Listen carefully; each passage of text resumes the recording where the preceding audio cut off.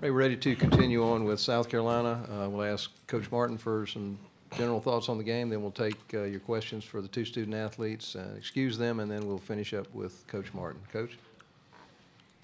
Congratulations to Arkansas.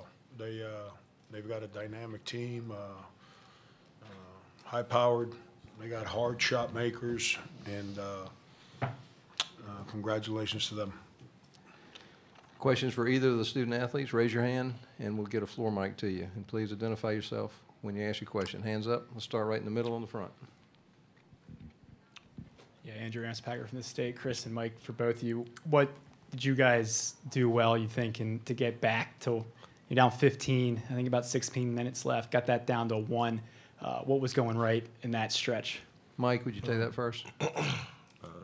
Yeah, I mean, yeah, we fought to get back. The whole team fought, but in the end, it came down to a few final possessions that we messed up, didn't execute well, weren't strong enough to grab the rebound to get the loose ball, and there the win went.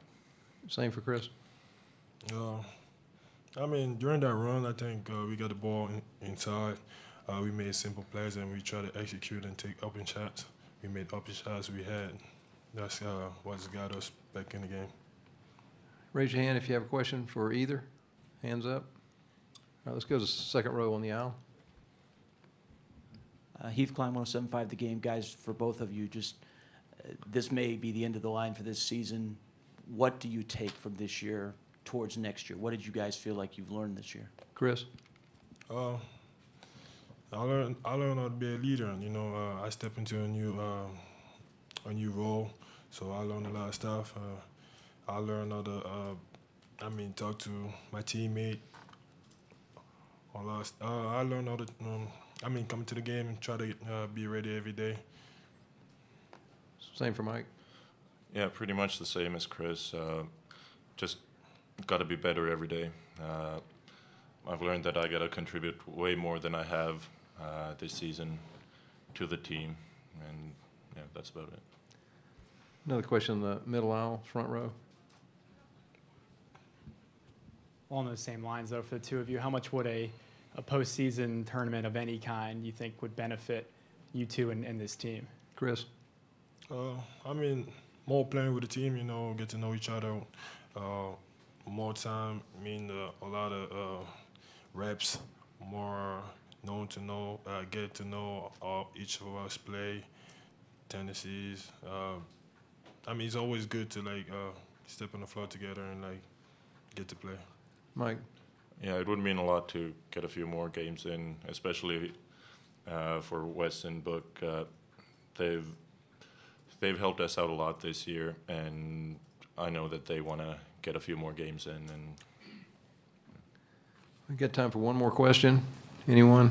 All right, let's take it on the front, right here on the left. Go ahead.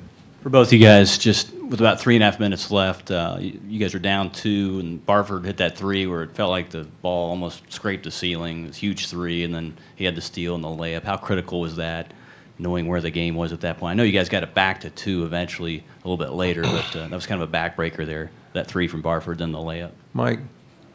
Yeah, of course it hurt us. Like every basket they scored, it hurt us, and we were able to climb back in, then the last minute or two, again, we didn't execute properly, and we didn't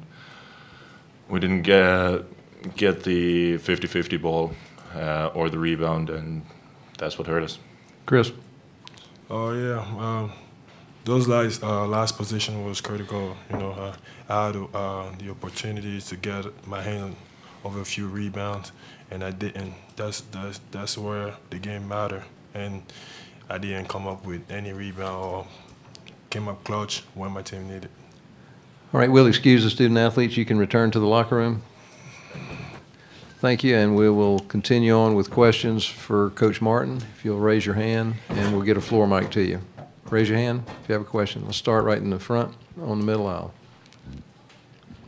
Frank, they kind of referenced it about the execution down the stretch. How frustrating is that? Because this has happened a few times this season where little things like that, not getting that offensive rebound with 40 seconds left, just goes the other team. Been a problem all year. It's not a new book. It's not a different chapter. We've been stuck in that chapter. Come out of a timeout, can't execute what's called. Next possession, we'll make a different call, can't execute that either. Been the story all year.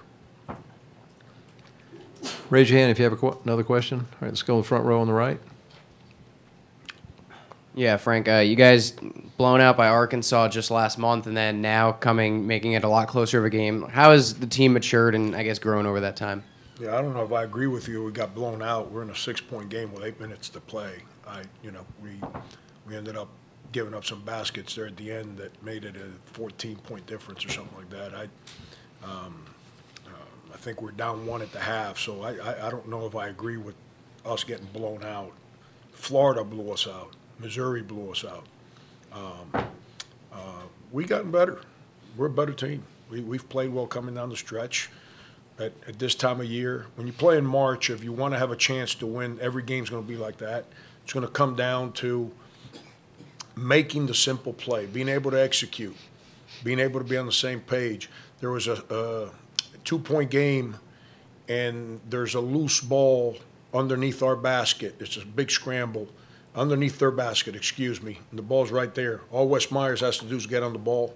Now it's our ball, down 2. Let's go down. Let's see if we get a chance to tie it, take a lead, whatever. He don't come up with it. He just stands there and looks at it. They come up with it. Now we foul. Now it makes it a 4-point game. And,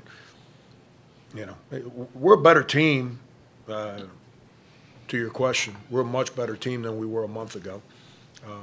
But we're not quite good enough to win tonight. Sorry, real quick. South Carolina's locker room's only open for about 5 more minutes. All right, did you have a question on the second row right there? Go ahead. Tonight, Coach, just you had Gravitt on the bench for the first 15 minutes. Obviously, Minaya got 3, 2. How much, if at all, did the foul issues really take you out of anything you were trying to do? It's hard. It's hard. You got to manage that. Get no consistency. I don't think our guards, did our guards attempt a free throw? Wes, 0. Hassani, 0. Justin, 0. It's hard. Their guard shot combined probably 20 free throws. Ours didn't shoot any. We need them to be more aggressive, and they're just a little passive. But it's Heath, at the end of the day, they all got their minutes. We didn't produce. We had 19 turnovers, 10 of them steals. Against Arkansas, that's a big problem. That's the difference of the game. We got time for 2 more questions. Let's take the first one right here on the middle, on the front row aisle. Frank, I don't know how much this is your decision, but obviously postseason play, will you guys accept an NIT bid if it comes your way? Yeah, our RPI, we're above 500.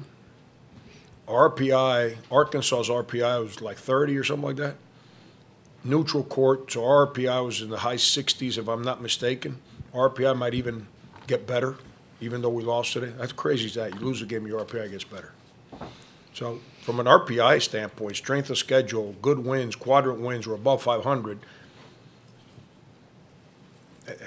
I know teams with RPIs in the 80s and bad losses have gotten into the NIT. We fit the criteria to be able to, but it's not my decision. I don't want to speak for Coach Tanner, who's sitting back here, but the NIT invites us. We've signed the paperwork. We'll go. Outside of that, we're good. We stay home if we need to. Anyone, one final question, anyone? All right, thank you. Yep.